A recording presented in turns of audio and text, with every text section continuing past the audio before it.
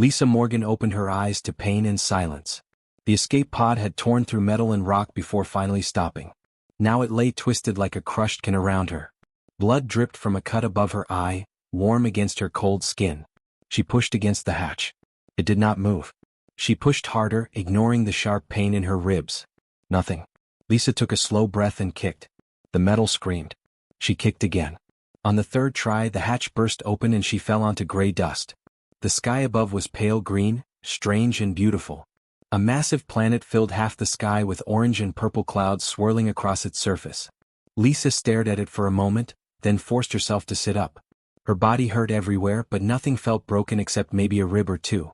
The research vessel was gone. The Meridian had carried 43 people, scientists and diplomats traveling to a conference about cooperation between species. Lisa had been in the biology lab when the alarm started screaming. She remembered running, remembered the explosion, remembered diving into the nearest escape pod. Everything after that was just noise and fire and falling. Now she was alone on mining colony 7 Delta, a place abandoned 15 years ago when the corporation stripped away everything valuable and left. She knew about this colony from her research. 5,000 workers had lived here once. Now it was empty buildings and automated systems that kept the air breathable and nothing else. Lisa pulled out her emergency kit. The scanner inside flickered but worked well enough to tell her what she needed to know. The air was safe to breathe. Radiation levels were low. Temperature was dropping fast as night approached. And most important, there was no response to her distress beacon. They had been traveling far from normal shipping routes. Help might not come for months. She wrapped a bandage around her head wound with shaking fingers. Her suit had heating elements that would keep her alive through the cold night, but she needed to find water soon. The colony buildings stretched in all directions, dark and silent. Somewhere in those structures there had to be water, food, maybe even working power systems. Lisa checked her scanner again and her heart jumped. There was a heat signature 8 kilometers to the northwest. Another escape pod. Another survivor. She wanted to run toward it immediately, but years of training made her stop and think. Who else had been on the Meridian? She knew some of the human crew, but there had been aliens too. Dozens of different species all traveling together. Some of those species did not like humans very much. But as she watched, smoke began rising from the crash site. Black smoke against the darkening sky. Someone was alive over there and they might be hurt. Lisa gathered her kit and started walking. The decision felt easy once she made it. Another person meant she was not alone. It meant working together, sharing supplies, helping each other survive. The risk seemed small compared to dying alone on an empty world. The walk took 3 hours. The ground was rougher than it looked, covered in rocks and metal debris from decades of mining. Twice she almost fell into huge pits that her scanner barely detected in the fading light. The temperature dropped until even with her suit heating she was shivering. But finally she reached the crash site. The escape pod had smashed into the side of a processing facility, its hull torn and crumpled.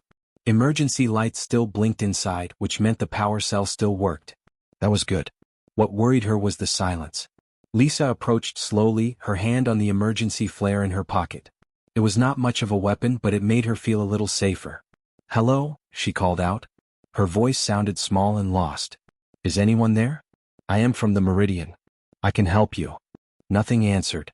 Then she heard metal scraping inside the pod. She moved closer, circling until she could see through the partially open hatch. Emergency lights cast strange shadows inside. What she saw made her stop and stare. 4 arms. The survivor had 4 arms. Its body was covered in hard plates that looked like bronze armor. Its head was triangular with huge compound eyes that reflected the light like jewels. 2 long antennae moved slowly, obviously sensing the air around it. A Vrynn. Lisa had studied them in school but never met one in person. They were insect-like, incredibly strong, and their society was built on pure logic and mathematics. Humans found them cold and difficult to understand. The Vrynn thought humans were too emotional and unpredictable. The alien was trapped under a collapsed section of ceiling. It was breathing in short, labored gasps. One of its 4 arms was bent wrong, clearly broken. Their eyes met. Lisa saw herself reflected in those compound eyes, small and covered in blood and dust. The Vrynn's antennae pressed flat against its head. Lisa remembered from her studies that this meant fear or aggression, maybe both. "I will not hurt you," Lisa said slowly, raising her empty hands. "My name is Lisa. I was on the Meridian too. We are both stranded here. The Vrynn made clicking and whistling sounds that her translator struggled to understand. Then, in heavily accented but clear human speech, it said, "I am Kael'thar, diplomatic attaché to the Vrynn collective. I require assistance." That last word seemed hard for him to say.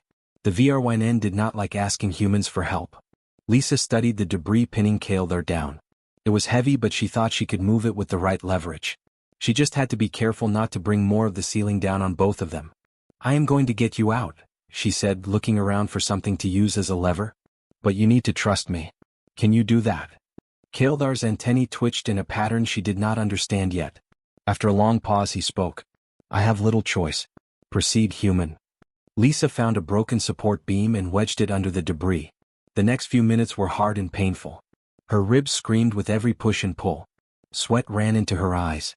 But slowly, the debris began to shift. Finally, with a loud groan of metal, it moved enough. Kael'thar pulled himself free with his 3 working arms and collapsed against the wall. They stared at each other in the flickering emergency lights. A human and a Vrynn, alone on an empty world with nothing but each other. Lisa spoke first. "Can you walk?" "Yes." "The damage is manageable." "Good. Because we need shelter, water, and power before this night cycle kills us both. And I think you know as well as I do that rescue is not coming soon." Kael'thar's antennae rose slightly. "Your assessment is correct. The Meridian was far from standard routes. It will be months before anyone notices we are missing." "Then we have work to do," Lisa said, holding out her hand in the human gesture of cooperation. Kael'thar stared at her hand for a long moment. Then carefully he wrapped one of his chitinous hands around hers. His grip was surprisingly gentle. "We survive together," Lisa said. "Or we do not survive at all." "An illogical simplification," Kael'thar replied. "But not incorrect." Together they stepped out into the alien night. 2 survivors from different worlds, facing an uncertain future on a moon that did not care if they lived or died. But they were not alone anymore, and somehow that made all the difference. The first night was cold and silent. Lisa and Kael'thar found shelter in one of the colony's housing blocks, a small room with sealed doors that kept out the freezing wind. They did not speak much. Kael'thar sat in one corner, holding his broken arm close to his body. Lisa sat across from him, watching his antennae move in patterns she could not read. She tried to sleep, but every sound made her jump. Every click and whistle from Kael'thar's breathing made her wonder if he was dangerous. The Vrynn were strong, much stronger than humans. If he decided she was a threat, she would not stand a chance. But when morning light finally came through the dusty windows, Kael'thar had not moved. He sat exactly where he had been all night, his compound eyes watching her with that same unreadable expression. "We need water," Lisa said, breaking the silence. "My scanner shows the main processing facility might have working systems." "Water is a priority," Kael'thar agreed. "However, your species requires significantly more water than mine. The distribution of resources must be calculated fairly." Lisa felt irritation flash through her. "I'm not going to fight you over water. We share everything equally or we both die. It is that simple." "Nothing is simple," Kael'thar said. His antennae twitched. "Your species thinks in emotions. Mine thinks in mathematics. These approaches are fundamentally incompatible." "Then we learn to be compatible," Lisa said firmly. "Because incompatible means dead." They walked to the processing facility in uncomfortable silence. The building was massive, filled with pipes and machinery that had not run in 15 years. Dust covered everything. Lisa's footprints were the first marks on the floor in over a decade. She pulled out her scanner and started searching for the water purification system. The layout of the facility made no sense to her. Pipes went in strange directions. Control panels were labeled in 3 different languages, none of them clear. "This is inefficient," Kael'thar said, watching her wander through the machinery. "You are searching randomly." "I am exploring," Lisa corrected. "Sometimes you have to feel your way through a problem. Feeling accomplishes nothing. Logic provides solutions." Kael'thar moved to a control panel and began examining it with his 3 working arms. His broken arm hung uselessly at his side, but he ignored it completely. Lisa wanted to argue but stopped herself. Maybe he was right. Maybe there was a logical way to do this. She watched as he traced power lines with his fingers, following them back to their source. His compound eyes could see things hers could not, picking up details in the dim light. "The main purification system is non-functional," Kael'thar announced after several minutes. "However, there is a secondary system designed for emergency use. It should be located in subsection 7. Where is subsection 7? Lisa asked. Kael'thar's antennae drooped slightly. I do not know. The facility map is corrupted. Lisa smiled despite herself. So we need to explore after all. That is not what I said. But it is what we need to do. They searched together, Lisa following her instincts about where emergency systems might be located, Kael'thar calculating the most logical placement based on building design. After an hour, they found subsection 7 behind a sealed door that took both of them to pry open. The emergency purification system was smaller than Lisa expected, about the size of a refrigerator. It looked intact but completely dead. No lights, no sounds, no power. We need to connect it to a power source, Lisa said, studying the cables. Obvious, Kael'thar replied. Less obvious is whether any power sources remain functional after 15 years of abandonment. Lisa found a portable generator in a maintenance closet. It was old and covered in dust, but when she activated it, the display flickered to life showing 30% charge. Not much, but enough to test the purifier. Kael'thar watched as she connected cables between the generator and the purification system. His antennae moved in quick, agitated patterns. You are connecting those incorrectly, he said. I know what I am doing. The polarity is reversed. You will damage the system. Lisa looked at the cables in her hands, then looked at the connection points. Her cheeks flushed hot. He was right. She had been about to connect them backwards. Thank you, she said quietly, switching the cables. Gratitude is unnecessary. I simply stated a fact. But his antennae had relaxed slightly, and Lisa thought she detected something almost like satisfaction in his tone. The purifier hummed to life. Water began flowing through its filters, clean and clear. Lisa filled her water bottle and drank deeply. It tasted metallic but safe. She filled it again and offered it to Kael'thar. He took it with one of his hands, his chitinous fingers careful not to drop it. Your species' custom of sharing is noted. It is not a custom. It is survival. They carried the generator and purifier back to their shelter, working together to move the heavy equipment. Lisa's ribs ached with every step. Kael'thar's broken arm made him awkward and off balance. But they managed. That evening, while Lisa was organizing their supplies, Kael'thar suddenly stood up straight. His antennae were pointing directly forward, completely rigid. What is wrong? Lisa asked. I am detecting a vibration. Very faint. Coming from beneath us. Lisa felt nothing, but she trusted his senses were sharper than hers. What kind of vibration? Rhythmic. Mechanical. Possibly the colony's main power core. They followed the vibration down into the lower levels of the facility. The stairs were dark and dangerous, forcing them to move slowly. Lisa used her scanner for light while Kael'thar's superior vision guided them around obstacles. 3 levels down they found it. The main power core was still running, a massive reactor the size of a building. But something was wrong. Warning lights flashed across every control panel. The reactor's hum was unsteady, rising and falling in irregular patterns. Lisa could not read most of the displays, but she understood enough to feel fear crawl up her spine. This does not look good. Kael'thar moved from panel to panel, his antennae twitching rapidly as he processed information. When he finally spoke, his voice was flat and emotionless, which somehow made it worse. The reactor is failing. Coolant systems are degraded beyond automatic repair. At current deterioration rates, complete failure will occur in approximately 4 weeks. What happens when it fails? Lisa asked, though she already knew the answer. Total power loss. Life support systems will cease functioning. Atmospheric processors will stop. Within 72 hours, the air in this colony will become unbreathable. Lisa sat down hard on the floor. 4 weeks.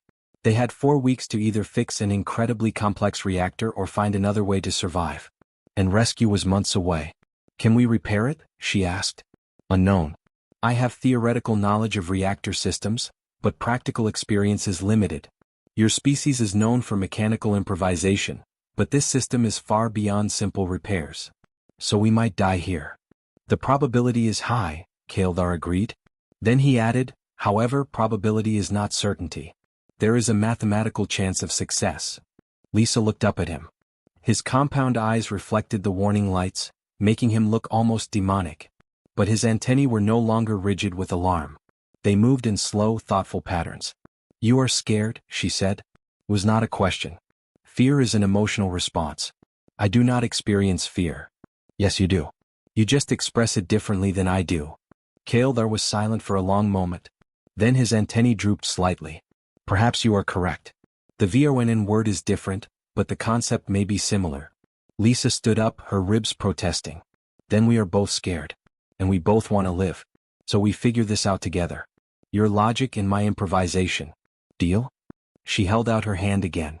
Kael'thar looked at it, then carefully placed his hand in hers. Deal, he said, trying out the human word. Though I maintain this is highly illogical. The best things usually are, Lisa replied. They stood together in the failing light of the reactor, a human and a Vrynn, facing impossible odds with nothing but each other and 4 weeks to live.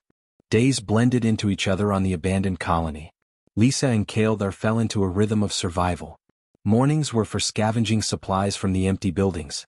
Afternoons were spent working on the reactor, trying to understand systems that were never meant to be repaired by hand.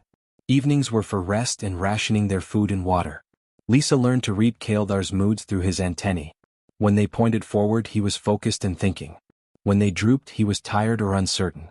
When they vibrated quickly, he was frustrated, though he would never admit to feeling frustration.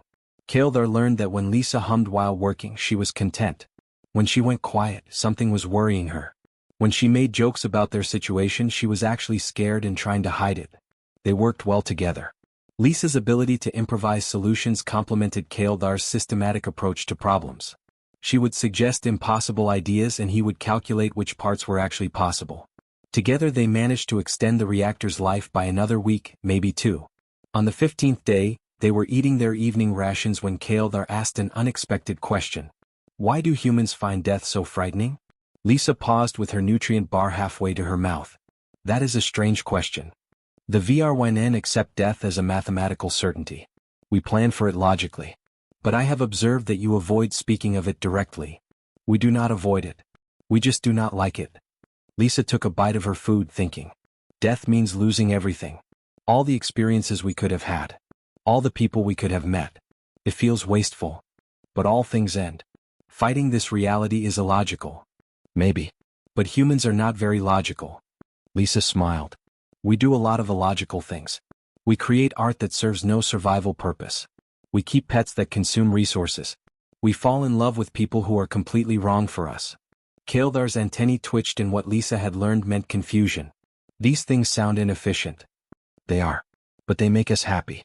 And happiness is worth being inefficient sometimes. Happiness, Kael'thar repeated the word slowly. The Vrynn do not have an equivalent concept. We have satisfaction when calculations prove correct. We have contentment when resources are optimally distributed. But happiness seems different. It is different, Lisa agreed. Happiness is what you feel when something good happens that you did not expect. Or when you share a moment with someone you care about. Or when you laugh at something stupid. Laugh, Kael'thar said. Your species makes those strange sounds when experiencing humor. I do not understand the purpose. Lisa grinned. Want me to show you? Before he could answer, she told him a joke her father had taught her as a child. It was silly and made no logical sense, which was exactly the point. When she finished, Kael'thar sat in silence for a long moment. I do not understand, he said finally. The story's conclusion contradicts its premise. This should create confusion, not amusement. That is why it is funny, Lisa explained, though she was already laughing at his baffled expression. The surprise is the joke.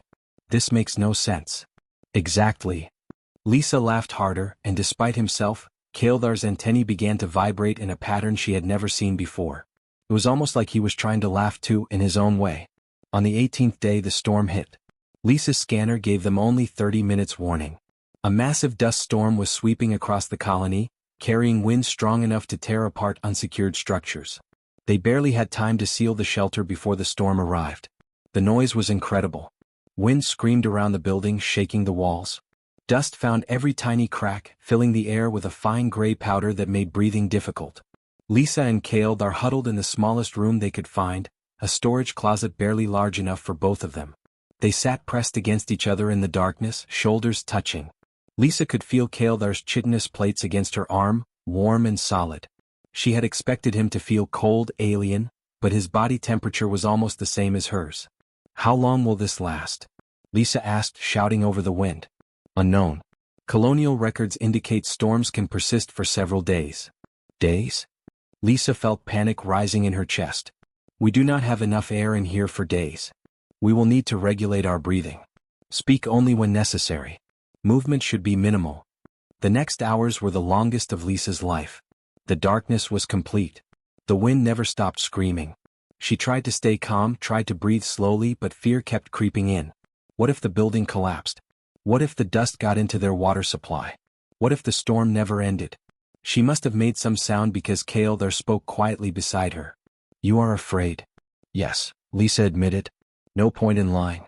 Fear is a useful survival mechanism. It triggers defensive responses. It does not feel useful right now. It just feels bad." Kael'thar was quiet for a moment. Then he did something unexpected. He moved one of his hands to rest gently on her shoulder. "When Vrynn and young are frightened," he said slowly, "adults provide physical contact. It reminds them they are not alone. Perhaps this helps."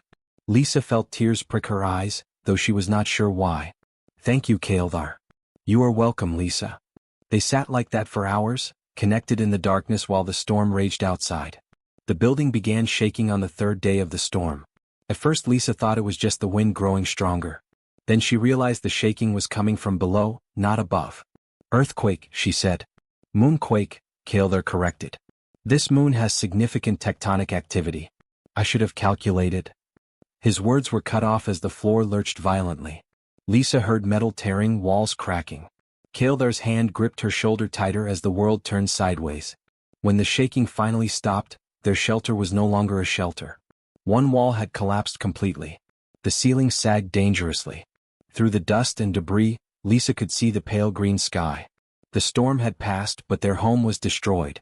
"We need to move," Kael'thar said. "This structure is unstable." They crawled out through the rubble. Around them the colony looked different. Buildings had collapsed. Roads had split open, revealing dark spaces beneath.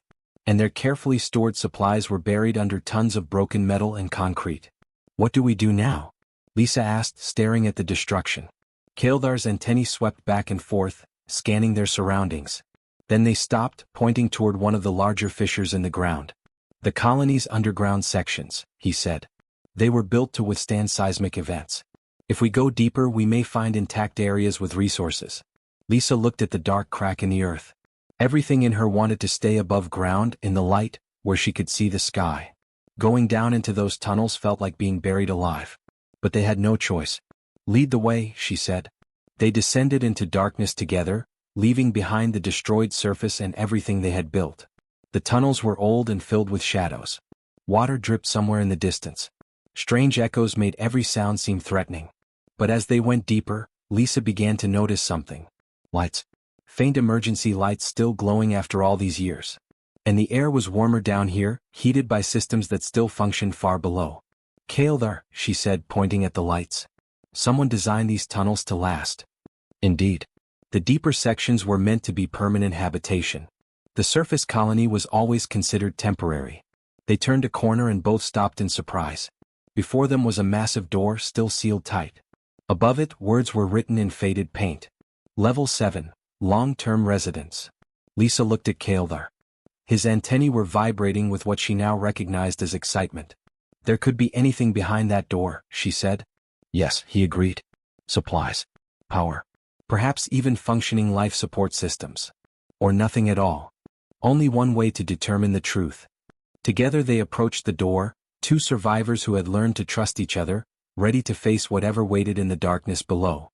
The door to level 7 opened with a groan of ancient metal. Behind it lay something neither Lisa nor Kael'thar had expected. Not just storage rooms or emergency supplies, but a complete living area. Apartments with furniture still in place. A common area with tables and chairs. And most incredible of all, a hydroponics bay that still hummed with life. Green plants grew under artificial lights, their leaves healthy and vibrant.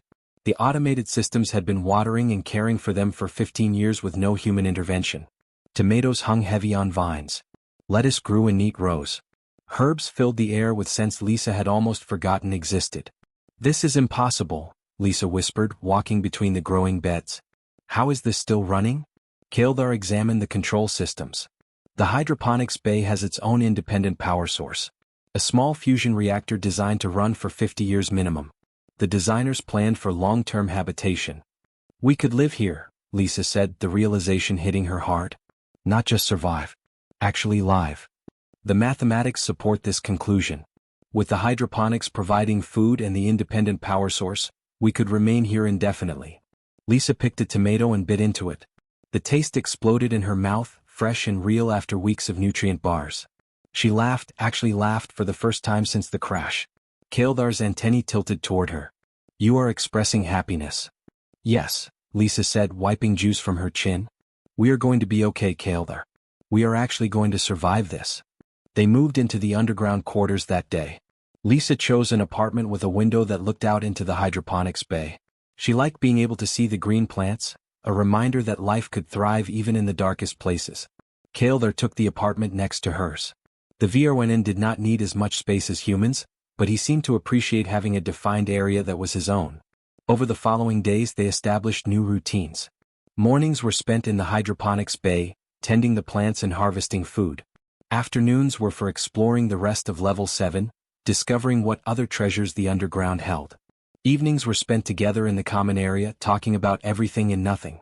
Lisa told Kael'thar about her life before the crash. Her work studying alien biology. Her failed engagement to a man who could not understand why she chose research over stability. Her dream of discovering something new, something that would matter. Kael'thar spoke of the Vrynn collective, where every decision was made through mathematical consensus. He described his work as a diplomatic attaché, translating cold logic into language other species could understand. He admitted, quietly, that he had always felt different from other Vrynn. Too curious about emotions. Too interested in things that could not be calculated. The collective chose my bonding partner for me, he said one evening. It was a logical match. Compatible genetics. Similar occupational focus. But I never felt connection. What is connection supposed to feel like? Lisa asked. Kael'thar's antennae moved in slow, thoughtful patterns. I did not know. Until recently. He did not explain what he meant and Lisa did not ask. But something warm bloomed in her chest, something she was afraid to name. On the 32nd day, Lisa woke up feeling wrong. Her head pounded. Her skin felt hot and cold at the same time. When she tried to stand, the room spun around her. She managed to stumble to Kael'thar's door and knock weakly before collapsing. Kael'thar found her on the floor, burning with fever. He carried her to her bed with surprising gentleness, all four arms cradling her carefully. His antennae vibrated with an emotion she had never seen before. Panic. Lisa, he said urgently. What is wrong? Sick, she mumbled. The cut on my head. I think it got infected. Kael'thar examined the wound above her eye. It was red and swollen, angry lines spreading from it across her forehead. Infection. Serious infection. I need medical supplies, Kael'thar said. The colony must have an infirmary. Already looked, Lisa whispered. Everything expired years ago. Kael'thar's antennae flattened completely against his skull. Lisa had learned this meant fear, but she had never seen them this flat before. He was terrified. I will not let you die, he said firmly. The Vrynn have advanced medical knowledge. Our biology is different, but the principles of infection are universal. He left and returned with equipment scavenged from a dozen different locations. A diagnostic scanner that barely worked. Surgical tools he had sterilized in boiling water. Compounds from the hydroponics bay that had antibiotic properties. Lisa drifted in and out of consciousness over the next hours. When she was aware, she saw Kael'thar working over her with absolute focus. His hands were steady despite his broken arm, which had healed badly but still functioned.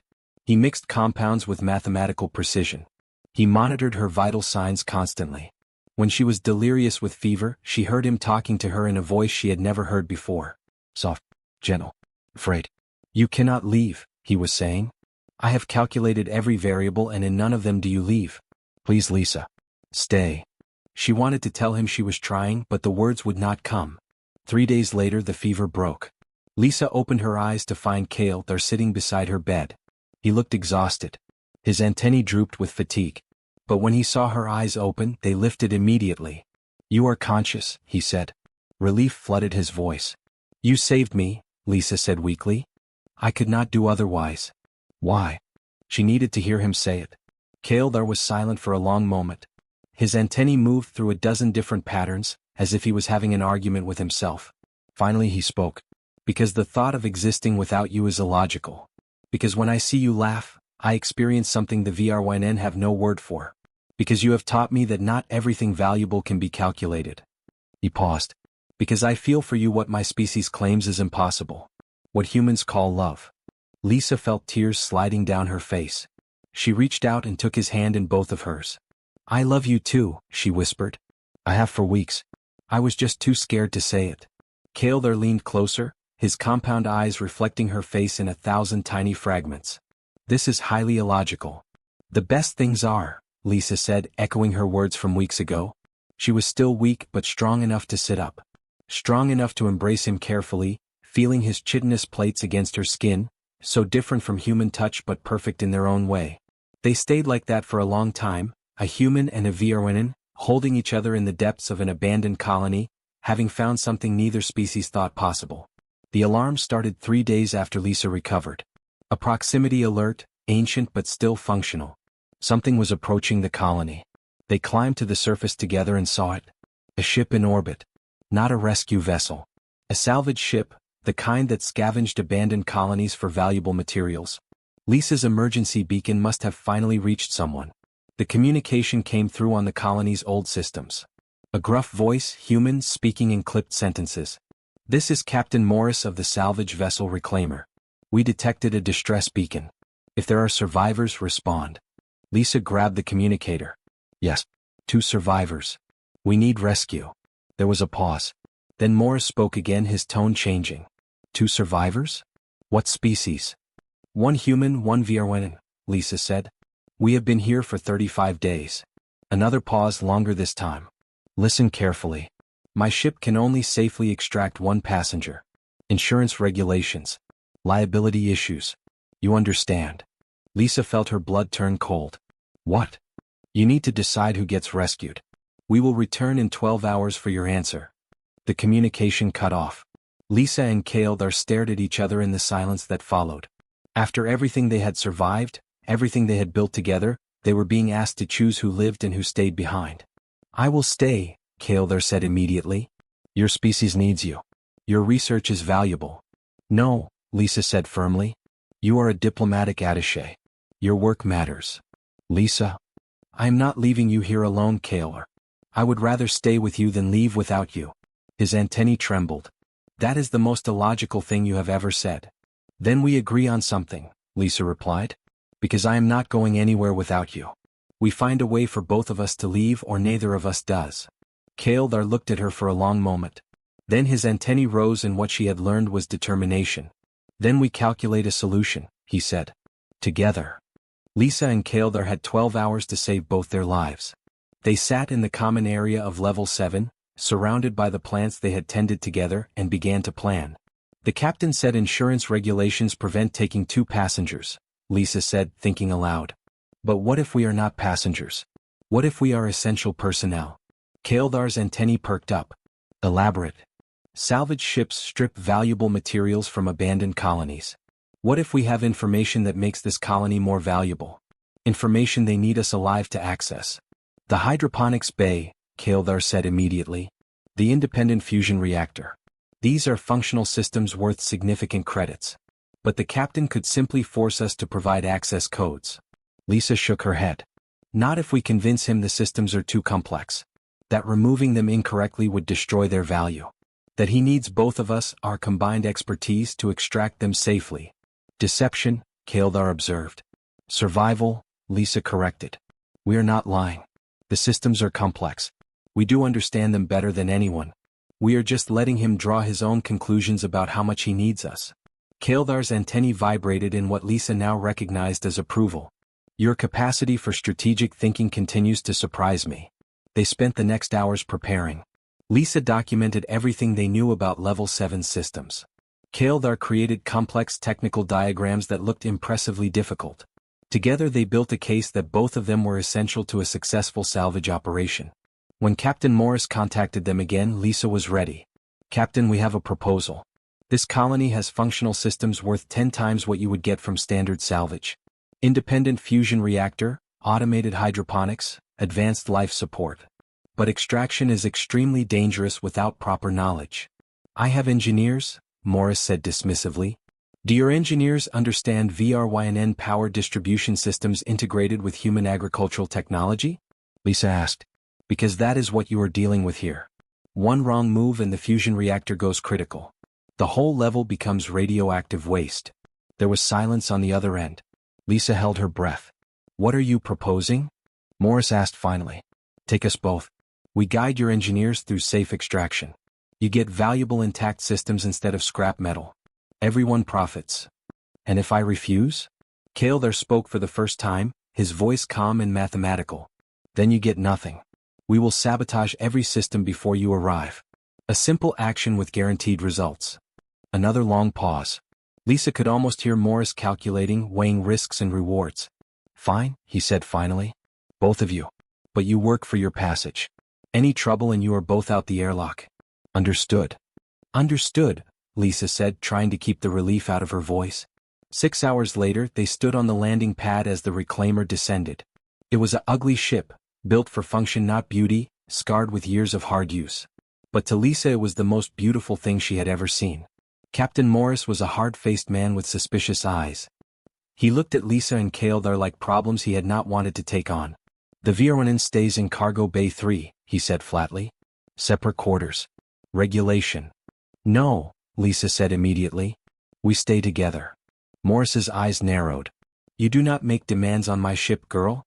We are not cargo, Lisa said, keeping her voice steady. We are consultants. Essential personnel. And essential personnel get appropriate accommodation. For a moment she thought Morris would refuse. Then he shrugged. Fine. One cabin. But I am watching both of you. The journey back to civilized space took 3 weeks. Lisa and Kael'thar spent most of it in their small cabin, away from the suspicious stares of the crew. Humans and Vrynn did not typically travel together, and certainly not in the way Lisa and Kael'thar clearly did. They held hands when no one was watching. Kael'thar would rest his antennae against Lisa's shoulder in the Vrynn gesture of affection. Lisa would trace patterns on his chitinous plates, marveling at how natural it felt. But they both knew the real challenges were coming. The reclaimer docked at Gateway Station, a massive hub where dozens of species conducted trade and business. The moment they stepped off the ship, Lisa and Kael'thar were separated. Human authorities pulled Lisa one direction.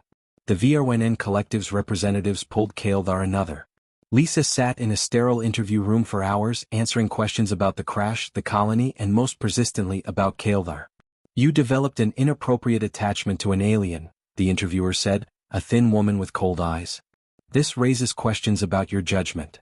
I developed a relationship with another sentient being who saved my life multiple times, Lisa corrected. There is nothing inappropriate about that. The Vrynn are not like us. They do not feel emotions the way we do. You are projecting human qualities onto something fundamentally different. Lisa felt anger flash through her. I am a xenobiologist. I understand exactly what the Vrynn are. And I understand that Kael'thar is capable of far more than your limited assumptions allow. The interview ended badly. They told her she would need psychological evaluation. That her career might be affected. That relationships between species were discouraged for good reasons. Lisa did not care about any of it. She only cared about finding Kael'thar. She found him 2 days later in the Vrynn sector of the station. He looked exhausted, his antennae drooping. But when he saw her, they lifted immediately. Lisa, he said, and the relief in his voice was obvious. Are you okay? She asked, taking his hands in hers, not caring who saw. The collective is displeased. They say my attachment to you is a malfunction. They want me to undergo corrective programming. No, Lisa said fiercely. You are not broken. What we have is not a malfunction. I told them the same thing, Kael'thar said. His antennae vibrated with something like pride. I informed them that I refuse correction. That my experiences with you have expanded my understanding in ways their logic cannot account for. That I choose you over the collective. Lisa felt tears in her eyes. What did they say? That I am no longer welcome in traditional Vrynn society. He paused. I find I do not mind as much as I should. They stood together in the middle of the crowded station, a human and a Vrynn, holding each other while both their species judged them. But judgment was not the only thing waiting for them. A week later, Lisa received an unexpected message. It was from the Frontier Development Council, the organization responsible for establishing new colonies on unexplored worlds. We have been following your story, the message read. Your survival on mining colony 7 Delta demonstrates remarkable cooperation between species. We are establishing a new joint colony on the frontier world of New Meridian. We need leaders who understand cross-species collaboration. Are you interested? Lisa showed the message to Kael'thar. His antennae rose in what she knew was excitement. A new world, he said, where no one has predetermined rules about what is possible. A fresh start, Lisa agreed. For both of us. They accepted the offer that same day. 6 months later, Lisa stood on the surface of New Meridian watching the sun set over purple mountains. The colony was small, just 200 people from a dozen different species. But it was growing. And it was theirs. Kael'thar came to stand beside her, his antennae relaxed and content. Around them, human children played with young Vrynn in ways that would have been unthinkable before. Engineers from both species worked side by side on construction projects. In the community center, someone was teaching cross-species cooking classes. We built this, Lisa said softly. Something new. Something neither of our species thought was possible. You built this, Kael'thar corrected. Your refusal to accept arbitrary limitations. Your insistence that connection matters more than calculation. We built it together, Lisa said firmly, taking his hand. Your logic and my emotion. Your planning and my improvisation. Neither of us could have done it alone. A young human approached them, nervous but determined. Excuse me, Director Morgan? Director Kael'thar? We have another family arriving tomorrow. Mixed species. Human father, Vrynn and mother. They were rejected by both their home worlds. They heard about New Meridian and want to join us. Lisa and Kael'thar looked at each other, an entire conversation happening in that glance. Tell them they are welcome, Lisa said. That is what we are building here. A place for people who do not fit anywhere else. A place where being different is not a problem to solve but a strength to celebrate. The young human smiled and hurried off. As night fell, the colony lights began to glow, warm and welcoming. Lisa leaned against Kael'thar, feeling his steady presence beside her. Do you ever regret it? She asked quietly. Giving up everything you knew for this? For me. Kael'thar's antennae wrapped gently around her shoulders, the Vrynn equivalent of an embrace. I gave up a life that was calculated and safe and empty, he said. I gained a life that is unpredictable and challenging and full of meaning. The mathematics are quite clear. I made the correct choice. That is the most romantic thing you have ever said, Lisa laughed. I am learning, Kael'thar replied. You are an excellent teacher. They stood together under alien stars, two survivors who had found each other in the darkest place and built something bright. Around them, the colony they led together hummed with life and possibility. They had survived an empty world. They had survived their own species' prejudices. And now they were building a future where survival was not about standing alone but about choosing who you stood with. The future neither of them had expected turned out to be exactly what both of them needed.